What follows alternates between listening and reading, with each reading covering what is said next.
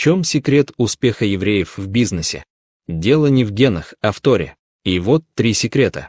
Тора строго запрещает обман. Семья Ротшильд, основавшая собственную банковскую империю, стали богатыми, потому что их слово было нерушимым. В первую очередь, они зарабатывали доверие. На сегодняшний день состояние их династии оценивается более чем $2,5 триллиона. Тора велит: учи детей даже в пути. С детства ребенку объясняют: каждое действие вклад в себя, в семью, в народ. Это не строгость, а уважение к своему будущему. Не бросать начатое. Делай дело хорошо или не берись. Это основа ответственности, закладываемая с раннего возраста.